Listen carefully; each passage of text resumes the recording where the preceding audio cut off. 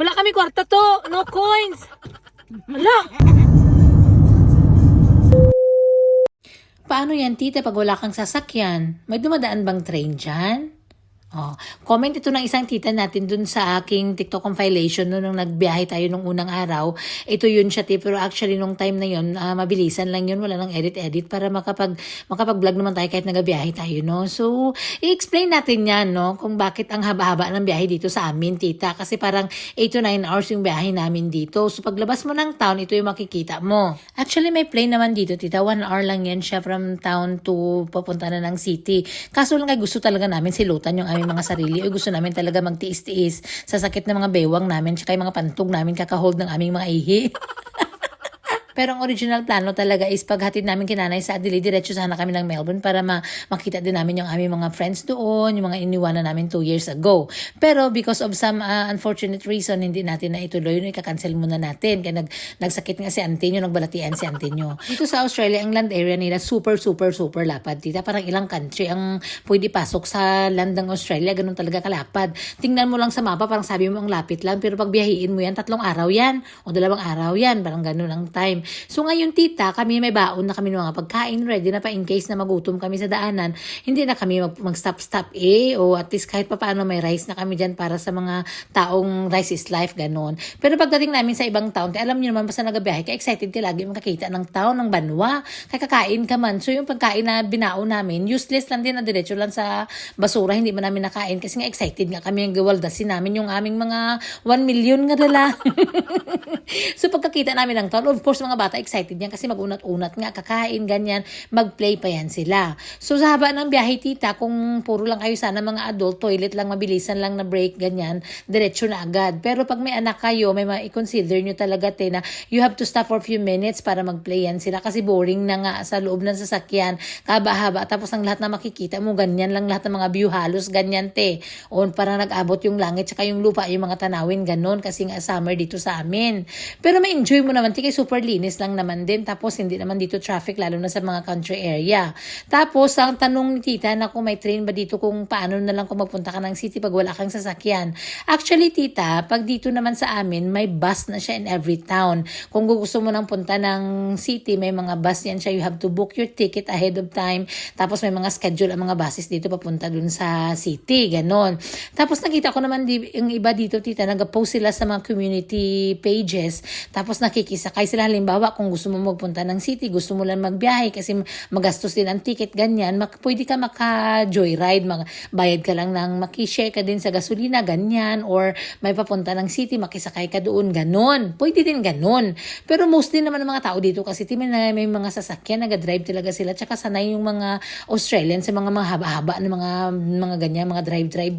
Sisiw lang yan sa kanila, tapos alam na nila yan kung saan sila hihinto, saan may gasolina, saan in case na magka-problema. At saka alam mo niyo naman dito sa Australia, tita, pag once na driver ka na, connected ka naman lahat sa mga, halimbawa, pag nasiraan kayo niyan, may susundo sa inyo, kung aling area kayo malapit, lahat-lahat connected na yan siya. So kung may problema man sa daan, at saka may tutulong din naman sa iyo sa daanan, no? Kung halimbawa magka-problema, ganon. At i-expect nyo yan, diba sa mahaba-haba na mga biyahe, may mga nap area yan siya in every places. Tapos may mga sign doon na pwede ka magpahinga, matulog ka dyan, mag-park lang yan sa sakyan mo.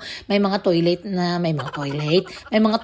yan sila dyan na naka-ready para sa iyo, para in case na kung abutin talaga ng sakit ang tiyan mo, at least may ano ka pero kung malas mo lang talaga, kung doon ka sa area na wala talagang kasilyas, saka sumakit ang tiyan mo, ay bahala problema mo na yun kung saan ka yung ginatawag nila na bush toilet, no? Na doon ka magpalipod-lipod, pero magtago ka talaga kay hindi yan sila sanay, mga puti dito nakakita na tutuwad-tuwad ka lang dyan sa tabi, parang luod yan sa kanila. Hindi yan pwede kung halimbawa mga ilang kilometros na lang tapos ihi ka na, sabihan ka talaga ni daddy niya, hang on to it. Hindi pwede na mag-ihi din sa tabi-tabi, kaya nakakahiya yan dito, hindi yan pwede dito sa amin tita.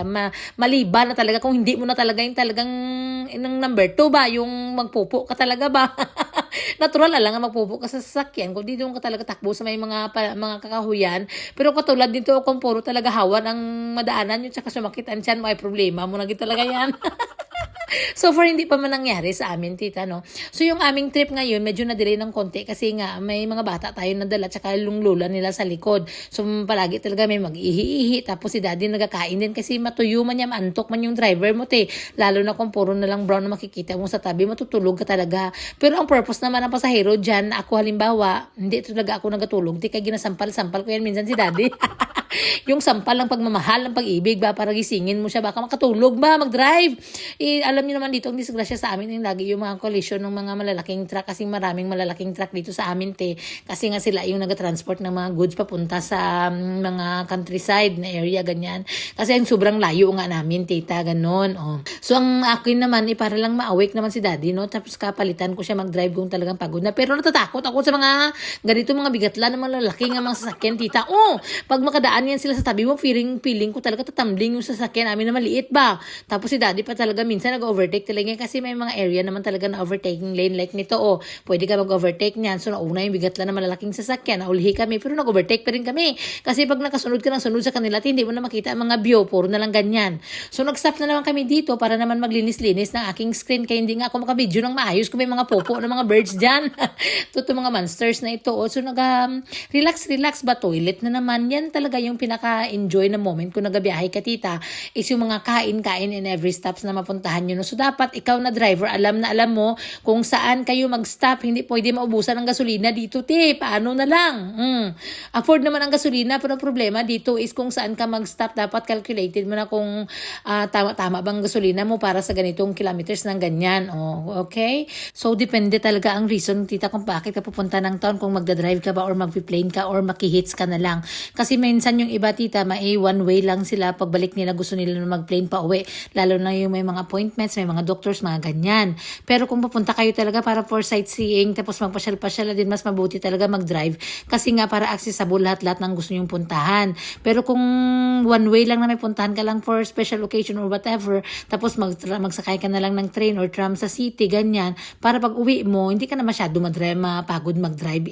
Kasi ang sobrang hirap mag-drive, nakakapagod, o kung ikaw lang isa mag-drive, mas okay, pero pag lalo na pag may mga kasama ka, problema din.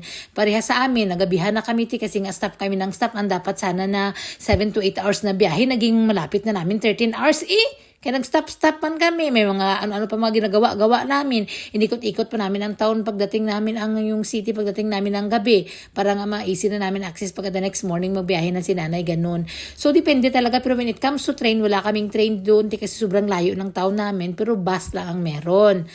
Pero scheduled lang din ang bus. Hindi pwede araw-araw.